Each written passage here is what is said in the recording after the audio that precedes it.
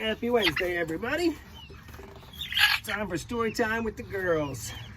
This week we're going to read The Story of Ferdinand. The Story of Ferdinand by Munro Leaf.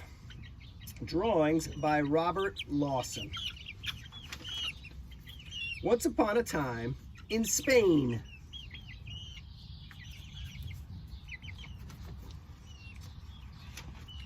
There was a little bull, and his name was Ferdinand.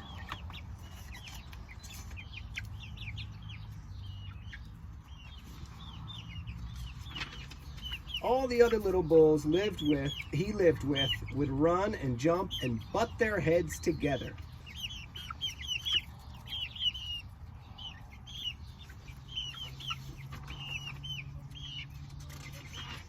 But not Ferdinand. He just liked to sit quietly and smell the flowers.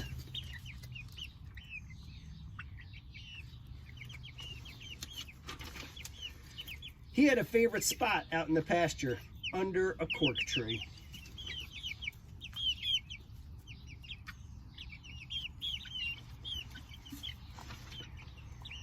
It was his favorite tree, and he would sit in its shade all day and smell the flowers.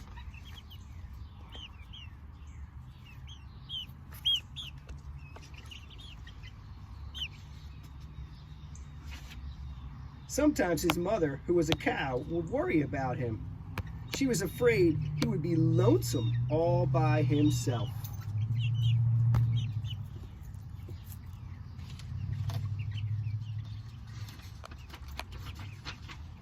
"Why don't you run and play with the other little bulls and skip and butt your head?" she would say. But Ferdinand would shake his head. "I like it better here, where I can just sit quietly and smell the flowers."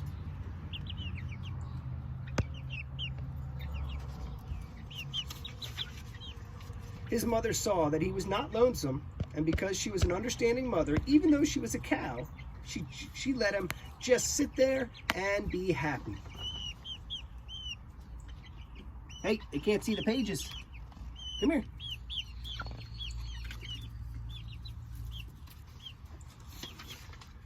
As the years went by, Ferdinand grew and grew until he was very big and very strong. Just like you, very big and very strong.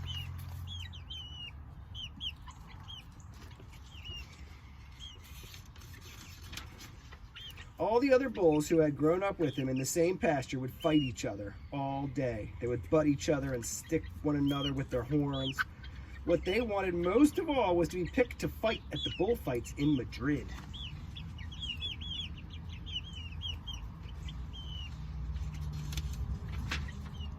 But not Ferdinand. He still liked to sit quietly under the cork tree and smell the flowers.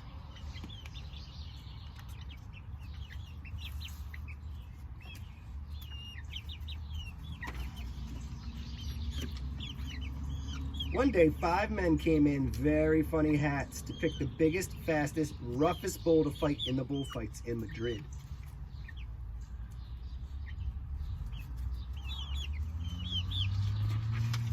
All the other bulls ran around snorting and butting, leaping and jumping, so the men would think they were very, very strong and fierce and pick them.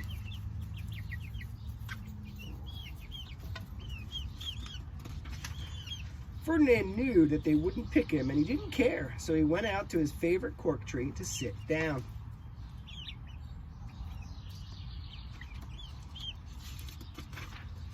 He didn't look where he was sitting, and instead of sitting on nice cool grass in the shade, he sat on a bumblebee.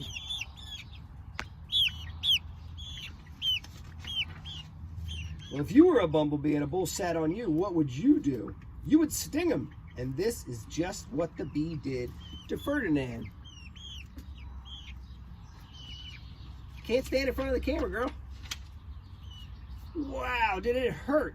Ferdinand jumped up with a snort.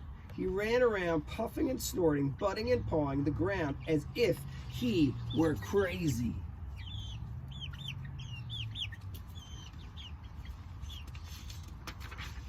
The 5 men saw him, and they all shouted with joy. Here was the largest and fiercest bull of all, just one for the bullfights in Madrid.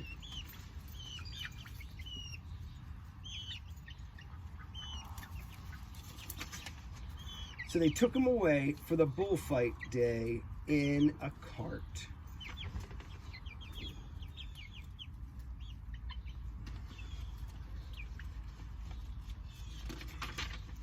What a day it was. Flags were flying, bands were playing.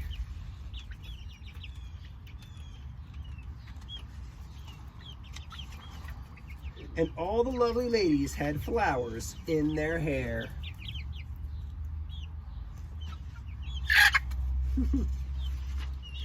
They had a parade into the bull ring. First came the banderillos with long, sharp pins with ribbons on them to stick in the bull and make him mad. Don't like the sound of that.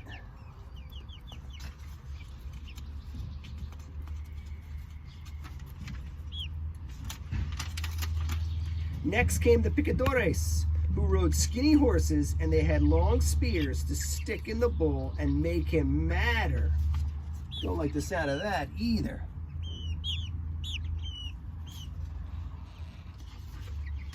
Then came the matador, the proudest of all. He thought he was very handsome and bowed to the ladies. He had a red cape and a sword and was supposed to stick the bull last of all. That's a little sad.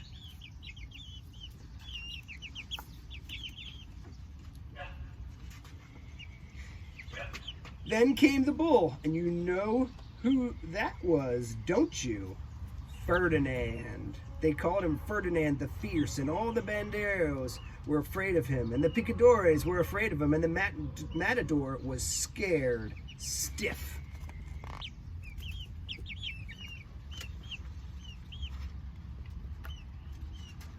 Ferdinand ran to the middle of the ring.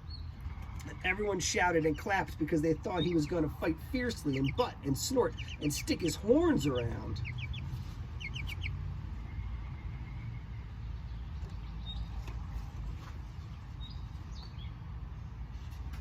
But not Ferdinand. When he got to the middle of the ring, he saw the flowers in all the lovely ladies' hair, and he just sat down quietly and smelled.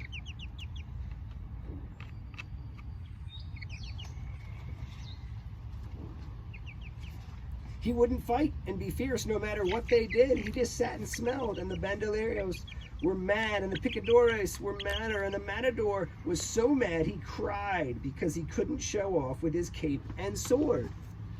Get out of the way. You gotta get down. There you go. Oh no! Ugh. These silly girls knocked the phone down. Hold on. Just in time for the big conclusion, too.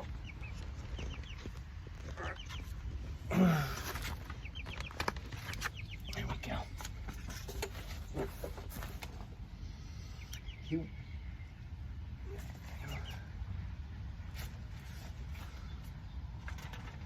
So they had to take Ferdinand home.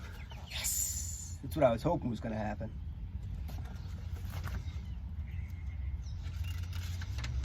And for all I know, he's sitting there still under his favorite cork tree, smelling the flowers just quietly. And he is very happy.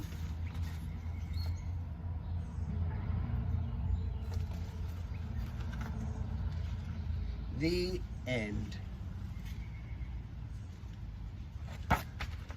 Okie dokie, everybody. Say goodbye, chickens. Goodbye, chickens. Say goodbye, Blondie. Say goodbye, Blondie. See you, everybody. Take care.